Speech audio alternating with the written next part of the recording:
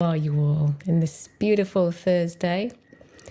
Whether you're just getting up and looking forward to enjoying the rest of your day, or you are at the end of your day. Hello to you, and thanks for tuning in. If you're going to tune in live, you can say hello and you can pop a question in the chat. Say hello first and then pop a question in the chat. So this is a show basically talking about hypnosis for weight loss. So it's a question and answer show. So you can just ask anything you wish to know about hypnosis, and particularly weight loss, because that's what this show is about today. There will be other shows about hypnosis generally, but you can always pop your question in and I'll get back to you anyway. The idea is that hypnosis is not something that everybody knows about. In fact, some people are quite scared of it for some reason, but I love it. I do it most days. I do self-hypnosis and I absolutely love it. It's something you will definitely get addicted to, so there is a warning that comes with this. If you choose to use hypnosis, you will definitely get addicted to it if you're that kind of person.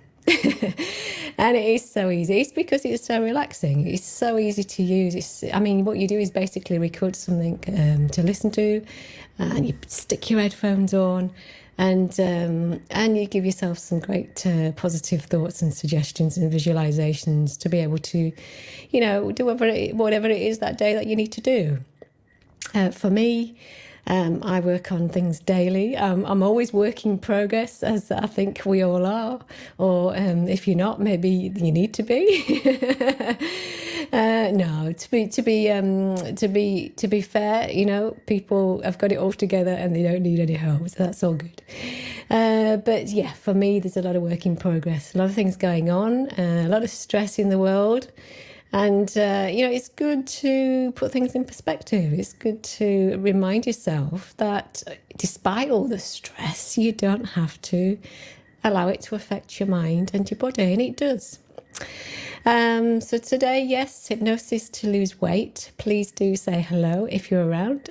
I'd love to chat to you. Even if you don't want to come on and ask a question about hypnosis, I don't mind. Just say hello. Pop in, say hello, and pop out again. If you are watching this on a replay, then what you can do is just put #replay. And I know then that you didn't watch the live, but you do want to ask a question, and I can get back to you on that at a later date.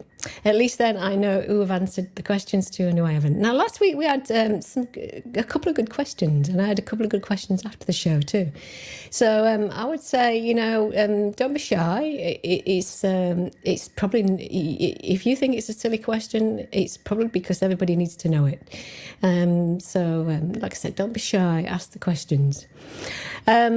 Whilst I'm waiting for some hopeful questions to come in, I will be sharing with you a client that I worked with to give you an idea of the kind of things that hypnosis can do with weight. You might think, weight, obviously it's obvious. You just don't put too much in and you make sure you expend more out, right? It's not rocket science, but there's this little thing called a brain, a mind, which is very complex, which gets in the middle of all that process. And it has a lot going on for some people more than others. And some of those things are quite deep and historical and have a long, long history to them. And some are very straightforward. It just simply is, I'm eating that and I shouldn't be doing it. And I know I shouldn't be doing it.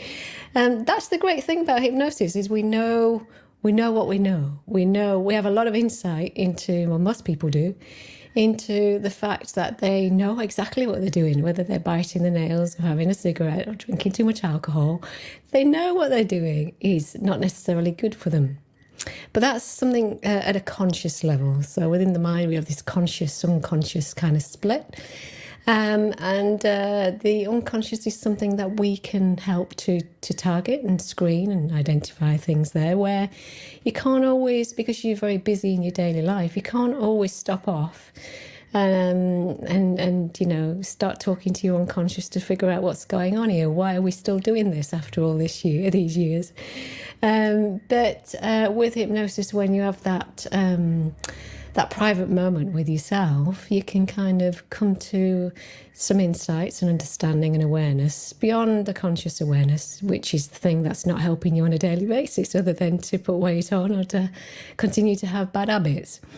So yes, that's hypnosis. So I'm going to be sharing a case study today. Some of my case studies are quite complex, but some of them are incredibly straightforward. I'm going to share with you a case study called Sharon, a client called Sharon today, who's a nurse. And I will put it up on the screen because I think it helps me to remind myself, because when you do see a lot of people and a lot of people present for the same kind of issue, it's easy to get things mixed up. So for me, I'm just going to put Sharon up on the screen. That helps me, and it perhaps helps you to look through and see if there is anything that you can ask a question about. Maybe this particular story resonates really well with you and you think, oh wow, that's like my doppelganger. I really need to know how you dealt with that, because that is exactly what I'm dealing with right now. And I'm happy to answer those questions, very open, transparent, and I've been in the business a long time. So I've got a lot of expertise in my head, and probably your questions probably been asked a lot of times. So please do fire away, ask the questions, contact me afterwards if you don't get your question answered on this session today. Without further ado, let me then bring in Sharon. Sharon, like I said, Sharon was or is a nurse. She is overweight, overeats, and has a sweet tooth, like we all do. And you know, it's not harmful to do that. It's not harmful to want to eat chocolate. I've done it today. I do it most days. I am vegan, so I do believe my kind of chocolate is healthier than dairy chocolate. It's a lot less fattening, but still I'm very careful about what I do and don't eat, and how much of that I do and don't eat, and I'm very conscious of that. Because I know that I don't need to necessarily eat it. It's just because it's a little bit of a treat, or it kind of perks you up, or it helps to kind of create a punctuation mark in your day. However, when it gets too much, people usually know about it. And for Sharon, she knew a long while before she came to see me, because her history is she used to go to grandma's house when she was little. And you know what it's like when you go to grandma's house when you're little. Well, grandmas like to bake. And I know I'm stereotyping here, but of an era, that's what they did. They used to bake because it was economical. It helped to feed the family by baking from natural and cheap ingredients. So they were used to baking, and grandmas are great at trying to not consciously undermine mum's stuff, but they like to comfort grandchildren, don't they? And a way of doing that is to bake lots of sweet stuff, but it was also something they did together, because you know it creates a bond between, I think, a grandchild and a grandma, or a grandpa, where you do things together, and you know that's when you do things when you go to grandma's house, and those are the memories that stick with you forever. You never lose those memories. But yeah, she did do a lot of baking. She remembers, and this is the good thing about hypnosis. We can go back in time. We can go forward. We can stay in the present, but we can go back in time with our techniques. We can go back and revisit memories of the past. And fortunately or not, a lot of it, strong and powerful emotions, are highly connected to smells and tastes. And she, incredibly powerful, emotions of being at grandma's house, and he even could smell, the baking of the things that grandma was cooking. So, so grandma had a big part to play in Sharon's love of sweet things. Obviously not responsible, because we're all responsible for our own behaviours, but and for changing them. But she that's continued throughout her life. And what happens is, on the wards, she worked in a hospital, so on the wards, meaning carers and parents of whatever, of people that are patients that are in the ward, And even patients themselves like to bring in things to thank nurses. You know, they can't bring a lot of things, they can't pay them. But what they like to do is bring in biscuits and buns and sweets and chocolates and things like that. And I've worked with a lot of people in the medic arena, and particularly hospitals, nurses, doctors, and other auxiliary staff. And what is clear is that not so much, I think, now with COVID times, because we have to be very careful about handling stuff, but certainly, historically, people have been very well versed in having a nurse's station packed full with biscuits and cakes and buns and chocolates, especially at Christmas time. And each time that Sharon would go past that nurse's station, she would pick up a sweet or a lolly. In fact, I was just in June, I was in hospital and I'm having one of my rituximab infusions, and someone that very day had brought in a packet of lollies for the nurses. And I can't tell you how distracted those nurses were, knowing that there were lollies in a packet behind the nurses' station, and they were arguing over them, who were having which ones. So that was only in June this year. I saw it with my own eyes. So it's still important. Nurses like that kind of thing. They like to feel valued and rewarded. However, for Sharon, it wasn't a good thing because she was overweight. She was bordering on diabetes and obesity, and she overate. She knew she did. She was very active during the day because she was a nurse. She worked in the day shifts. She would be up and downstairs. She would be constantly on her feet. She never stopped. But when she got home, she just flaked out. She couldn't do anything. She was so tired. So that didn't help, that she was kind of, and not eating very well at work either, because another thing I've learned well about medics and hospital staff is the canteen is rubbish. It's full of unhealthy stuff. And they rarely get breaks, especially if they're short-staffed, to be able to actually go and sit down, take some time out. They're usually covering for each other. And even to go to the toilet for some of them has been difficult. So I know, and especially in COVID times, they are struggling. But she wanted to stop this business of eating stuff at work, and she also wanted to get fitter and healthier at home. So she was very stressed at work. She was very busy. She had a lot of responsibilities, and way beyond where her remit was really. She felt a little bit bullied by the doctors who were trying to undermine her decisions. So she was quite stressed in everything. And that seemed to play a big part. Now, what hypnotherapy does is we don't just look at the behaviours. We don't just look, oh, she eats sweets, let's just stop her eating sweets, because we don't want to do that. We don't want to stop someone eating sweets because we want them to have a choice. We want them to be empowered to make that choice and make that decision. Do I need this? Have I deserved this? Should I eat this today because I've already eaten something else? So we want them to be able to rationalise their ability to have that instead of just emotional eating. But at the same time, we don't want to take that away from them, because the more you try and avoid things, the more you want them and the more you will crave for them. So what we tried to do with her was just to curtail those bad habits, to reduce, and do it not cold turkey, because again, that's not fair. It doesn't feel good, but to still have the choice, but to be in control of that choice.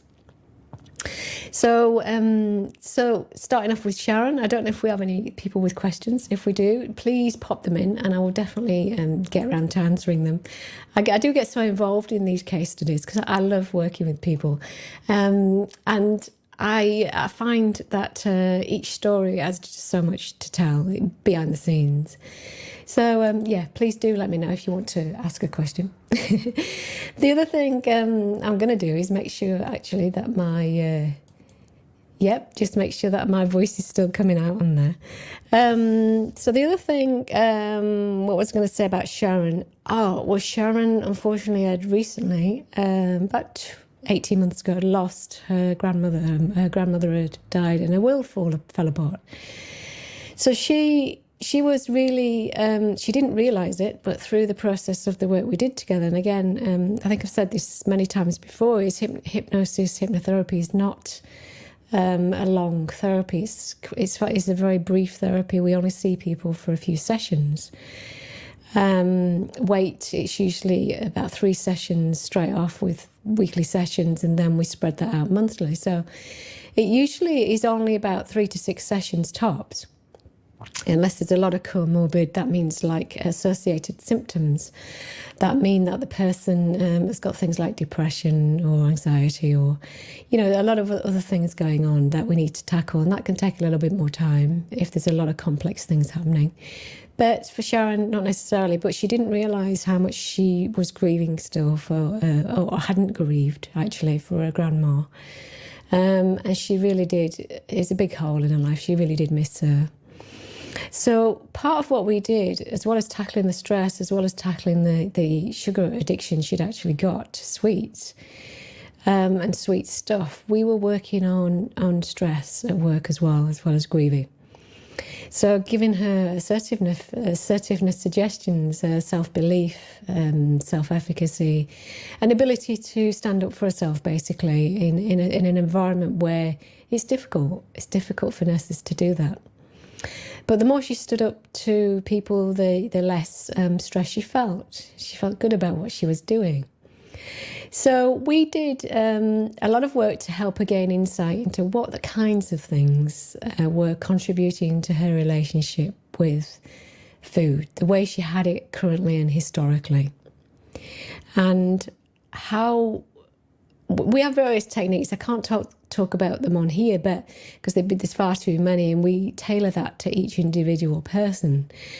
But there are lots and lots of techniques that we use for managing stress, for tackling other unhealthy behaviours like smoking and drinking, things like managing stress. So we do stress management techniques. So we have lots and lots and lots of different tools and techniques that we can use and apply to those different areas that will kind of feed into that, pardon the pun, feed into that common core element. It's like peeling the layers of an onion.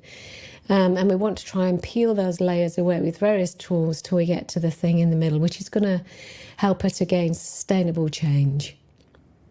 I.e., she won't need to keep coming back and seeing a therapist. So we do ourselves out of work, of course. So she did gain a lot of insight. She did grieve through our processes for her grandmother, and she felt much better for it. She felt she needed to do that, and she hadn't been able to do that by herself. We also rekindled some old hobbies and interests to fill her time, because she lived by herself, and obviously Grandma had gone, and she was a big part of her life. But she found that she tended to reward behaviours with food. So we tried to help her to gain other methods and ways, and by using her hobbies and interests to help her to reward herself, to give her an ability to do something that she wouldn't normally do. And it may cost, or it may take time, or she may have to travel to get to it. But she made herself do that to enable her to get a reward for sticking to plan. Having plans is good as well in what we do. We do use coaching, and we use SMART objectives, things like that, where we help people to create strategies and plans that they can create themselves and take away and create them in their own time once they've left. Stress was a big issue, so part and parcel of stress management is helping people to relax. And I know that's a dirty word for some people, especially if you're a very ambitious and overachieving person. Relax. I don't relax. So perhaps you want to talk about downtime or other methods of resting your brain and having time out instead of relaxing.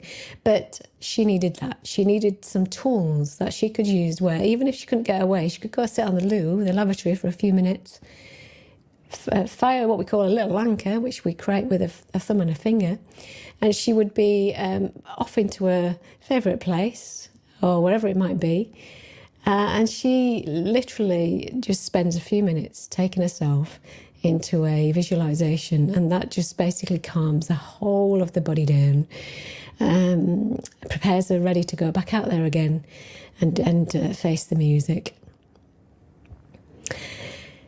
She increased her motivation to shop for healthier foods. Her fridge and freezer weren't that great because she didn't particularly have time or energy to cook when she got home. So she would grab a pizza on the way home or eat at the cafeteria at work, which I said before is pretty rubbish. It's so unhealthy. I don't know what's going on in hospitals, why they can't provide people with healthy snacks. But the thing is she found the motivation to learn to love food, healthier foods, and prepare, cook, and take her own meals to work. So that she didn't have to go to the cafeteria. She'd go find a place outside. There's lots of green spaces now outside hospitals to encourage people to be more relaxed and to be less stressed. And so she was able to go and sit somewhere away from work and created a little ring-fenced piece of time for herself, away from sugary foods and eating her own healthy snacks, that she could feel safe, that there weren't a lot of processed sugars and salts and things like that. Because another thing with obviously sugary stuff with her diabetes, but also with stress and eating a lot of processed food, she's likely to start developing hypertension if she's eating a lot of salt in a diet. So, and she was actually, but she managed to curtail that too. So I think that's Sharon. If anyone wants any more information about Sharon, you're very welcome to give me a shout. I'm happy to. I obviously can't talk confidentially about. I can't breach confidentiality about Sharon's case, but I can definitely give you some general things about what we do with people when we work with someone like Sharon. What I want to also encourage you to do is to, that was Sharon. I'll just put that on there. Just to remind me and anyone else who watches the replay, that Sharon is the one we talked about today. What I also want to share with you is a new site that I've been building today. It's and a new course actually for helping people to lose weight. So it's very much, it's not a course actually, it's a program. It's a technique-based coaching program, which all the kind of techniques that I'm talking about on these shows, I can't go into detail with them, but you're going to learn them. If you want to lose weight or manage some unhealthy habits, not a lot of people that come to see us aren't necessarily overweight. It's just that they have a lot of unhealthy habits that are driving them absolutely crazy. And very distracting, like cravings for things. I'm going to be sharing absolutely loads and loads and loads and loads of those tools. I'll be demonstrating them. I'll be giving you a recording of it, a video and audio recording, so that you'll be able to sit back, put your headphones on, and work through those different techniques yourself to be able to help yourself. So it's very technique-based. It's not the traditional coaching session that you might think of. And it's certainly not going to cost you an arm and a leg like it would if you came for individual sessions. It doesn't cost you an arm and a leg, of course, unless you've got something very, very complex to deal with. But no, it's not expensive. It's very affordable, and it gives you an opportunity to learn a lot of great tools, cool tools that I've learned over the last 20 odd years, and ones that you will be able to implement in your world, whether it's now or later. When the later is the now, it doesn't matter. You can find that you don't need to worry about ever again, figuring out how your conscious mind is doing things that you wish it didn't, but it is, because you're going to have a lot of tools to help you to do that. So that's a coaching program. The website is called candidchameleons.com. And you can come along there, have a look, just have a browse. If you've got any questions about the program or the individual hypnotherapy sessions, which are also on there, you can again give me a shout and I will answer any questions that you have. For now, I'm going to leave it there. I don't see any questions at the moment, but they do come afterwards, and I know people do watch this show after it's finished. So I wish you all a very good Thursday, wherever you are, and I hope you have a great day or a great evening, whatever's left of your day. For now, take care. Bye-bye.